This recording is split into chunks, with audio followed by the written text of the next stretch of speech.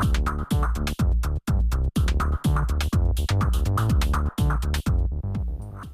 all, I'm back out here with the Hornby Junior, and I have some more bits we do first. Okay.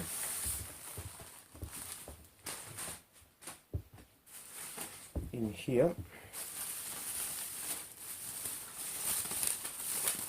is a track pack, not unfortunately an official track pack, but some track that somebody was selling on eBay. Clearly they've opened the box, they have an opened one of these and they've sold the track. But that's great because more track was something that I wanted. What else? Oh yeah.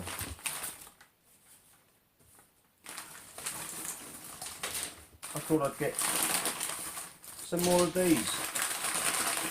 A few quid on eBay. I've got 12 power poles.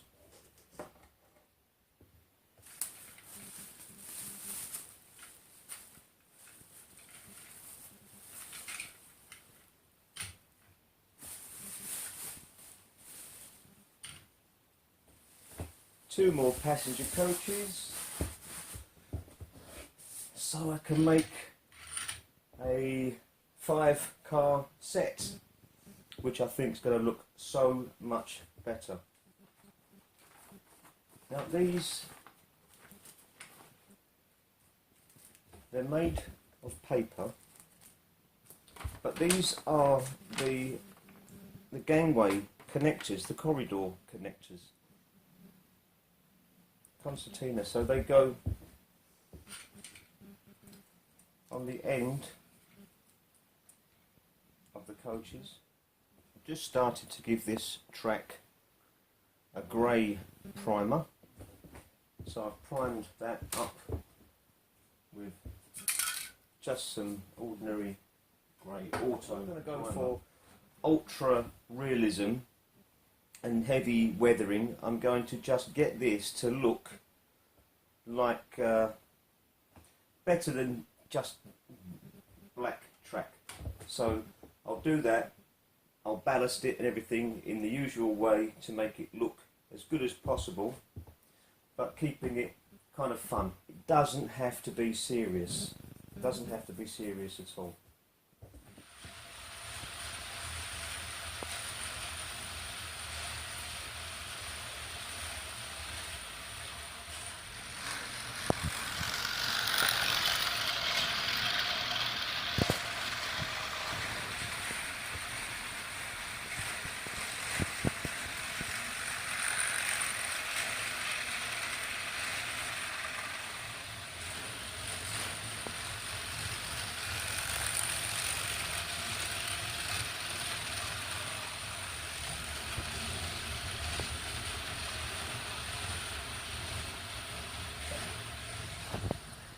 Now I'm not sure how these things actually connect,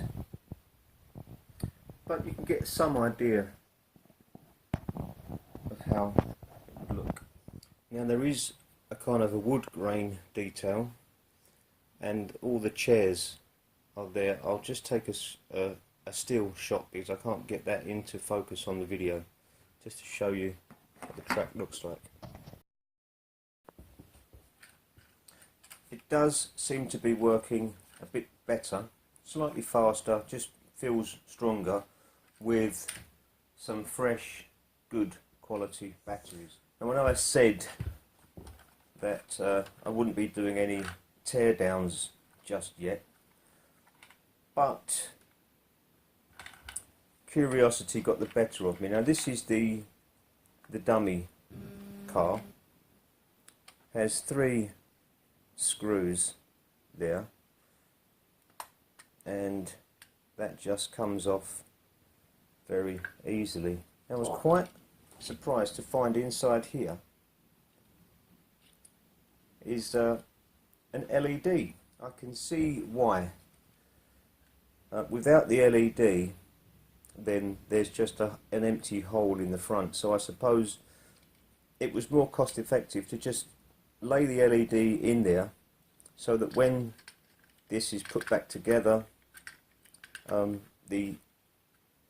it would appear that there's a lens and a bulb there rather than just an empty hole. Now I'm going to be honest, again, I have just ordered some LEDs, and I've got a red one for the back. I just need to work out how I'm going to install a battery in this end and where I'm going to put the switch to turn the light on and off. But that's great. Underneath, this just pops out. Now I don't think I need either of them. I can take that whole section out there and use that to put a very small battery with the switch underneath here to run a red LED at the end. I'd like to do something with this as well. A bit of paint, maybe fit some spring type looking features on these.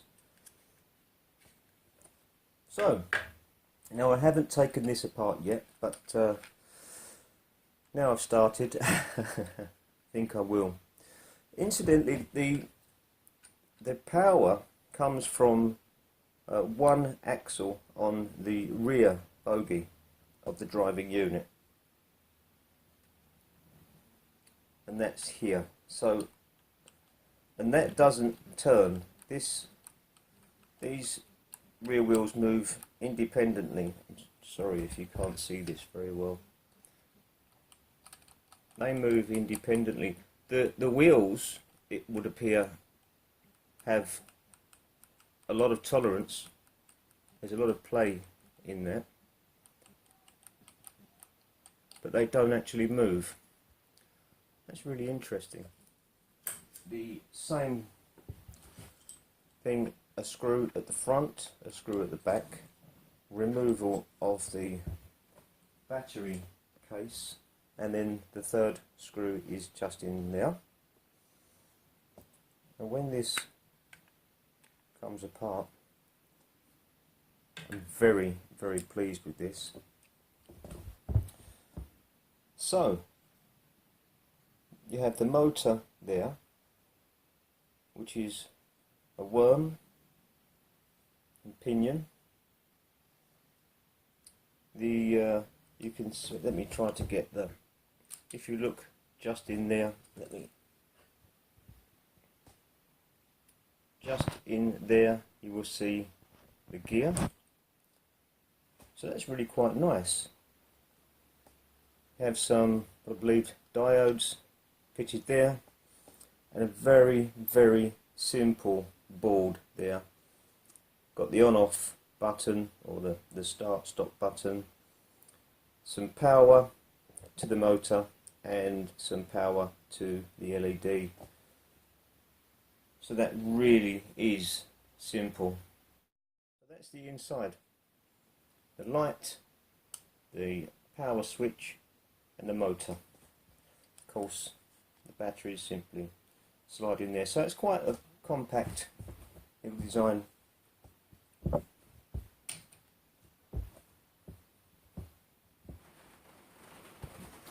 And with the second track pack that I got, that's allowed me to build something like that. The original idea was to have something similar to that, but joined together using an incline to make that run as one circuit.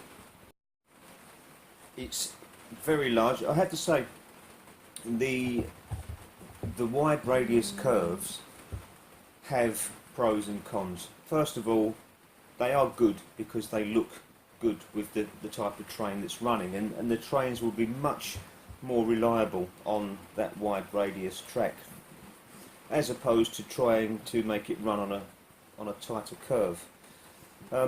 Conversely, well, I mean, it means you've got a bigger layout. That doesn't have to be a bad thing if you are going to put this track together get it out of the box, put it back together, then that's great. You can go all the way around the room, in your bedroom, your conservatory, like out here in the garden, and that's great. But if you're going to make a layout with it, it means that you need to build a fairly large layout. And now that really is the smallest that I could come up with that would at least make the whole thing interesting and work as a railway. I mean, you could always just keep the inside loop and do something with that, but because I want to do something more interesting with it, that's going to be the size. But I have the idea to make this modular, so it will be probably 4 sections that are completely removable. Put them together when you want to use the layout, take them apart, put them away when you're not going to use the layout. So that's good. I mean, I've actually today I've got a first look inside the machine, so I know that it is upgradable, so I can put more power in it.